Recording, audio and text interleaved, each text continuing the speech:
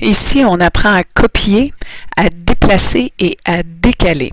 On commence par copier, qui nous permet de copier des objets à la distance et dans la direction indiquée. Comme par exemple, on pourrait copier la ligne qui est ici à une distance de 10 de celle qui est existante, 10 en X. Donc, CP pour copier, CP.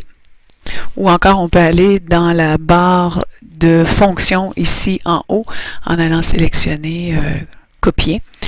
Donc, je prends CP à la barre de commande personnellement, entrée. Je choisis l'objet à copier, entrée. Et je peux prendre mon point de base comme étant le centre de ma ligne. Et je peux faire A commercial 10 en X, 0 en Y, ou encore, comme je vous ai montré précédemment, tout simplement rester en mode ortho, tasser vers la droite mon curseur si je veux que ma ligne soit copiée à droite et je rentre 10 tout simplement. On peut copier deux objets à la fois sans problème. Il suffit de sélectionner les deux objets.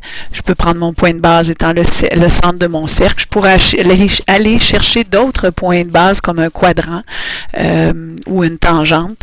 Dans ce cas-ci, je vais prendre le centre de mon cercle. Et encore une fois, je peux m'enlever du mode ortho et copier avec des coordonnées relatives en utilisant A commercial, exemple, moins 100 en X, 100 en Y.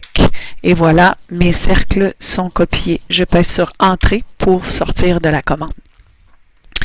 On peut aussi déplacer des objets à une distance et dans une direction donnée par rapport aux originaux. Ça fonctionne sous le même principe que copier.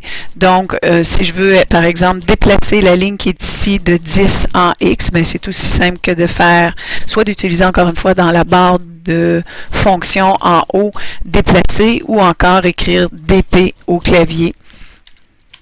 Pour déplacer, je choisis mon objet et je prends mon point de base et je peux faire A commercial 10 en X, 0 en Y et la ligne a été déplacée de 10 et de 0.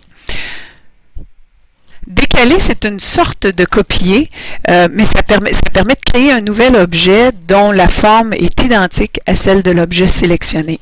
Exemple, si je veux décaler la ligne de 20, je fais DC pour décaler. Encore une fois, on peut aller dans la barre de fonction ici en haut toujours. Donc, DC, je spécifie la distance de décalage. Elle est de 20, ma distance de décalage. Comme par exemple, si je rentre 20, je sélectionne mon objet et je sélectionne de quel côté je veux qu'elle se décale. Personnellement, si je veux la décaler du côté droit, je clique à droite de l'objet et si je veux décaler du côté gauche, je clique à gauche de l'objet. Donc, si on recommence, DC pour décaler. Le 20 est déjà rentré, alors je fais Entrée pour décaler de la même distance et je sélectionne l'objet et je décale de 20. On peut aussi décaler des cercles, le cercle devient plus petit à ce moment-là. Si je fais DC pour décaler un objet, de 20 toujours, je sélectionne le cercle et si je clique à l'intérieur du cercle, le cercle sera plus petit. Si toutefois je reprends le cercle et je clique pour le sélectionner, je clique à l'extérieur, il sera plus grand. À vous de jouer maintenant.